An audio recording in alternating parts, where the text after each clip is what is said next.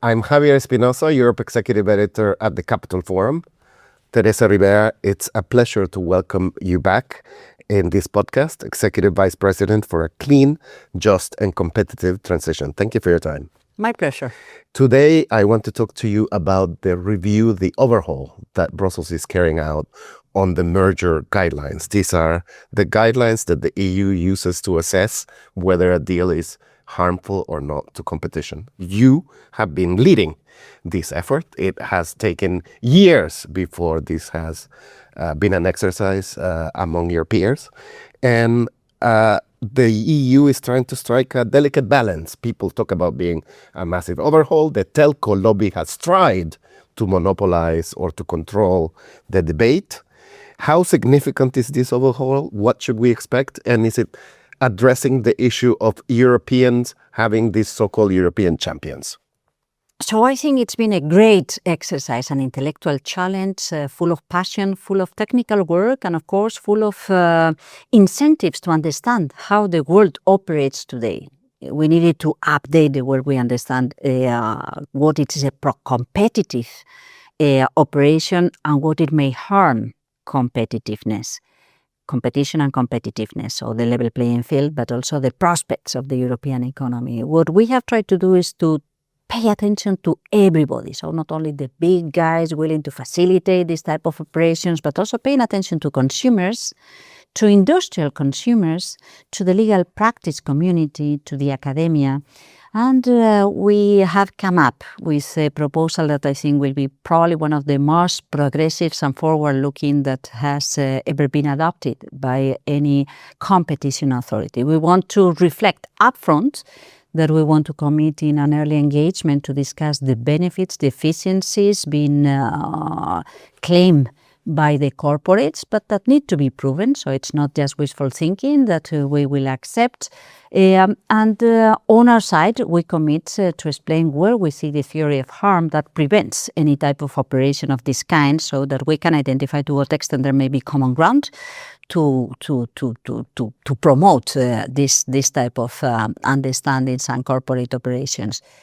Things like innovation, resilience, sustainability have become so important in our narrative and in our realities. And this means that they need to be declined in such a way that can be understood upfront by anyone. So being transparent of the type of criteria that we will be assessing and what we understand by these criteria, how we can build an innovation shield and at the very same time to prevent killer acquisitions, how we can understand that sustainability makes sense, but not to accept whatever. How we can take a longer time frame to assess benefits, and at the very same time, how we keep in mind that price is still very important for consumers and to prevent abuses of dominant position. So I think that, yes, it will be interesting. Depending on the sectors, it is important to remind ourselves that competition tools, merger guidelines can help to count on bigger champions, but it is not the main problem. The main problem is that markets still remain fragmented. So this needs to go hand in hand with market integration, which is also part of the mandate of this commission. Very interesting. And you mentioned the focus on price effects, which has been traditionally what competition is looking at, but we also immediately talked about efficiencies, resilience, innovation. How would that work in practice?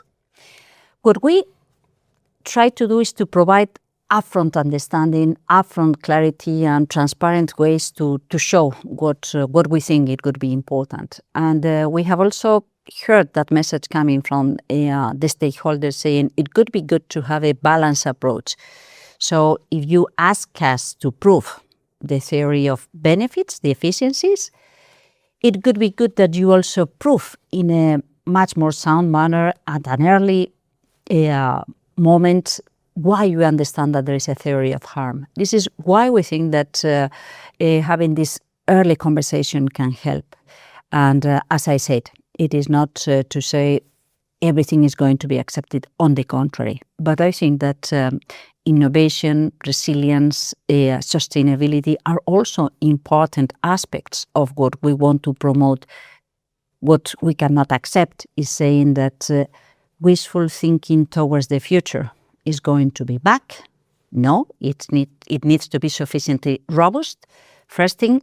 Second thing, impact on prices are important. So the benefits should overhaul the impact on the consumers that are real and factual when compared to the expectations, and then assessing to what extent the expectations may be real thanks to the operation and cannot be achieved in the absence of the operation is an important aspect to be assessed. Interesting. You mentioned sustainability, which I know is very close to your heart.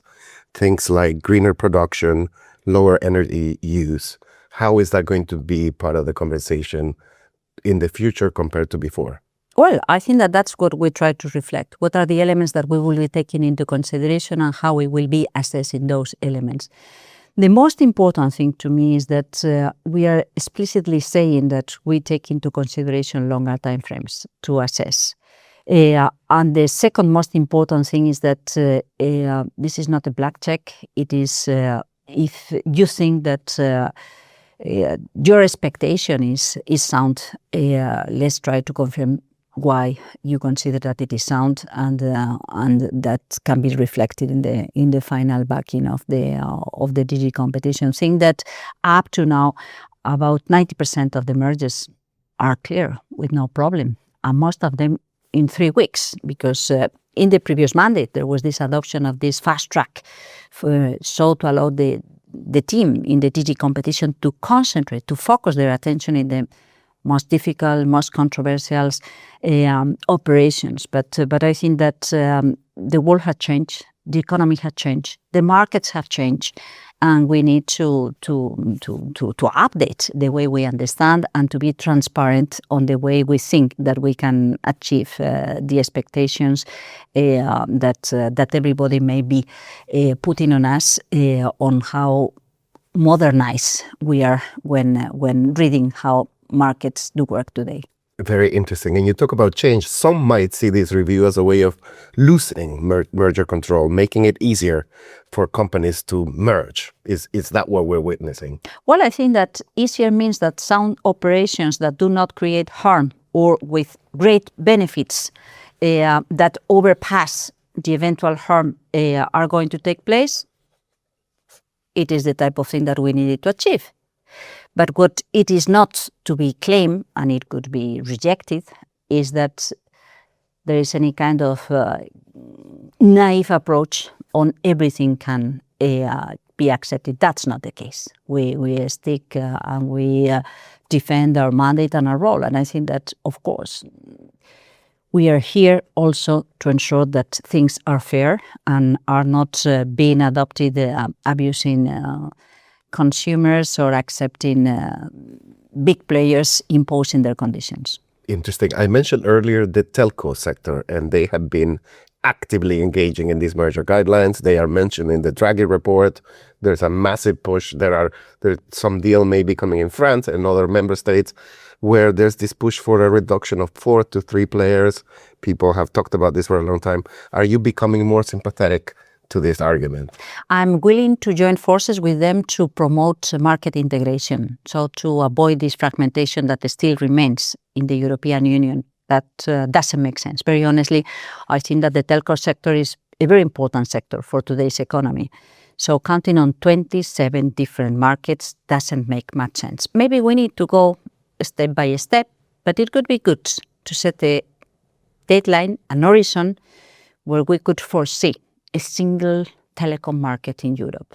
And that could help to understand their claims or their demands to be much more effective in the investments that they need to handle to comply with the obligations, to keep the infrastructure updated. But it is not by backing a reduction, a consolidation at the national scale in a fragmented market that they are going to gain competitiveness in global markets. So it is interesting to see what they say. It is important to identify that we may be allies in this exercise, pushing for further market integration, at the European scale. Yeah, it's very interesting to hear your thoughts about this rebalancing and a very difficult spot that you have been in to balancing all these different forces. Is there a risk when we talk about resilience and competitiveness that these guidelines get monopolized by political actors to block a deal or to approve a deal? That is a very interesting question, you see, because resilience has become a kind of fashionable word. And it is good to have an opportunity to land a little bit what we understand by resilience. First thing. Second thing, to be sure that we can come up with some common understanding towards the national governments, the member states, when they ask for exceptional decisions tackling operations to block operations that should be clear, or the other way around. So counting on a restricted understanding, a narrow understanding of what resilience, national security may be, is something that we try to reflect in our guidelines.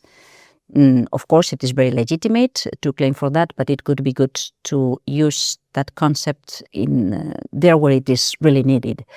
At the very same time, I think that resilience sometimes intends to reflect what should be solved elsewhere.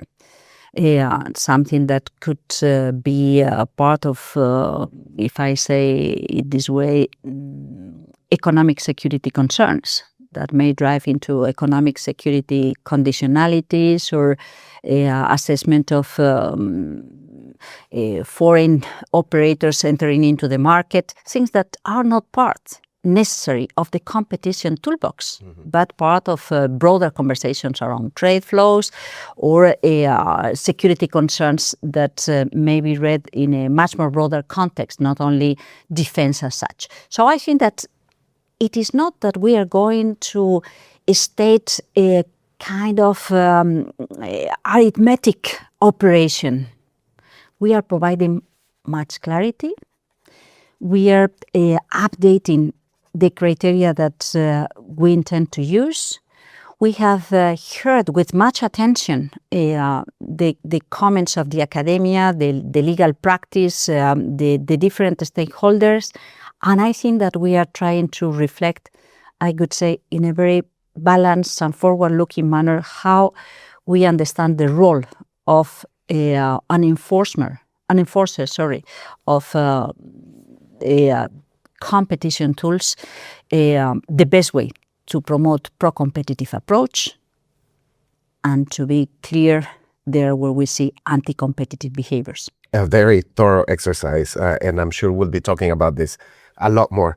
I want to turn now to big tech, obviously a sector that is super important to your portfolio. And you, a few weeks ago, did a trip to Silicon Valley and you met some of the big CEOs and founders of these companies. Take us to some of these meetings. What was sort of what struck you as interesting in your interaction? These are people with a lot of money and power. That different kind of power from the power that you have. Well, that's an interesting thing, because it's true they have lots of power, but I think that it is important to respect the different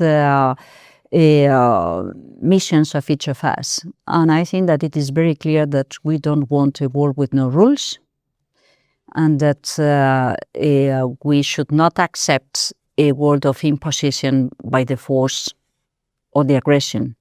And I think that in order to stick to that mandate, it was good to have a chance to meet personally with some of them and to have a better understanding of where they see the challenges, to stress that it is our duty to ensure the enforcement of the law, that we are very open to clarify any type of misunderstanding, and that it is good for them and for those that may be able to develop better solutions to challenge the traditional incumbents, and that it was good to learn how to comply with the rules.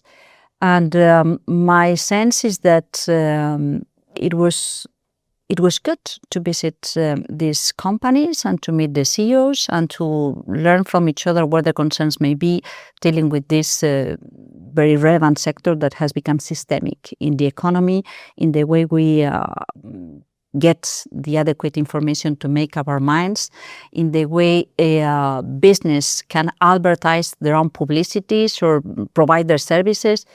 So the two key aspects of the Digital Markets Act dealing with interoperability of services and providers, the access to data, so to train and to facilitate others to challenge the traditional incumbents should be respected.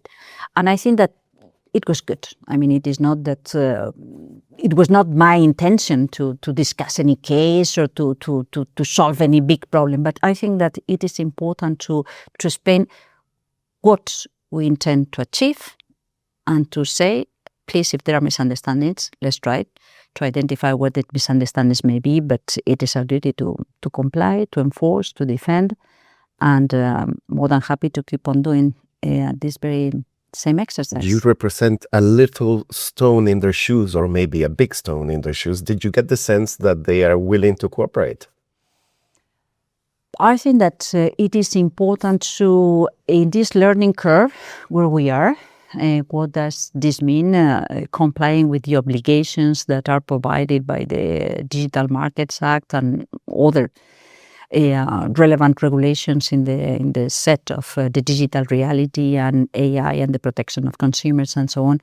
It is good to learn from each other where we identify the challenges. And entering into the era of AI, it is also good to have a chance to learn where they identify the challenges and to share with them where we identify some challenges. Of course, talking, discussing, early engagement is good. Clarifying misunderstandings is good. What nobody can expect is to overrule what it is our duty. So I think that that was also a clear message. And my sense is that they understood and they respect that this is our role. Very good. The Trump administration has singled out the Digital Markets Act as the key piece of legislation that is challenging their technological dominance. Someone said to me something which I found funny but probably accurate, which is that the President of the United States is the owner of a small digital company. Mm-hmm. So that also shows to what extent there may be many different small digital companies willing to thrive and would like to enjoy the opportunity to challenge the big ones. Mm-hmm. And I think that the rules are not adopted thinking on one or two cases. That's a basic principle. When thinking about adopting regulation, we are trying to provide a general framework for everybody. And my sense is that we need to stay true to this principle, predictability and reliability. And yes, we've heard a lot, but at the very same time, you see that the courts in the United States are trying to state things that are very similar to the role that we are playing as enforcers or the statements coming from European courts.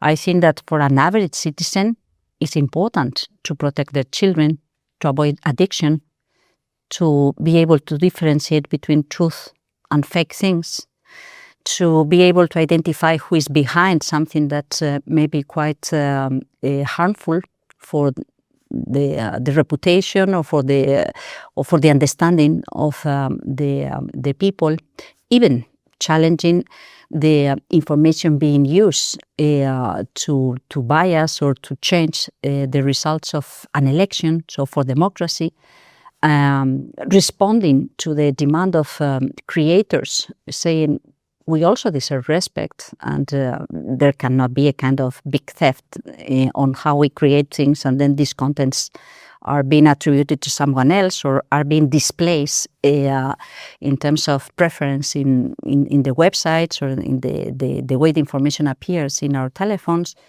Because little by little, this creates situations that bring into positions that can drive abuses of dominance.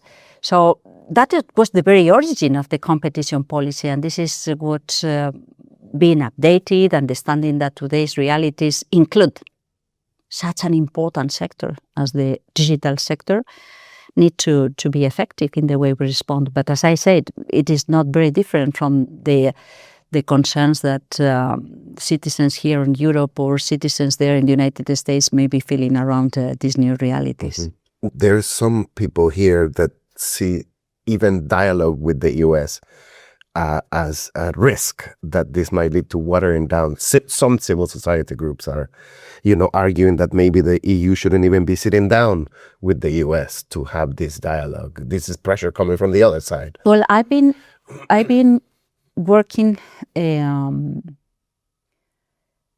relevant big issues, including global issues, 30 years. And I've always been very open to discuss with anyone. That doesn't mean to accept whatever is tried to be imposed. I respect and I hear civil society organizations of all kinds, academia, big players and small players, and I think that it is part of my duty. And paying attention to people and discussing with people is not bad.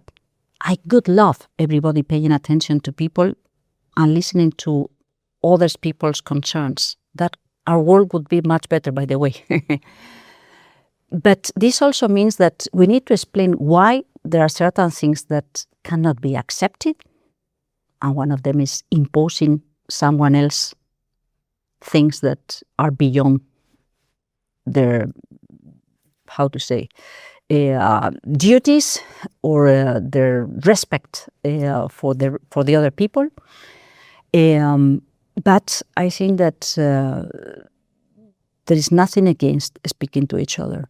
But it should be based on mutual respect, as I said. And I respect and defend, and I am one of the big defenders of civil society organizations. In fact, that is something that needs to be said once and again, everywhere, and in particular in this continent, where in an unexpected way, we have been hearing such awful messages around environmental NGOs, small players trying to thrive, or science and research community being challenged and questioned as if it was something representing ideological positions. So I think that to stay in truth and defend a lively ecosystem at the society is quite important to keep on facilitating a strong and robust democracy that is respectful to everybody.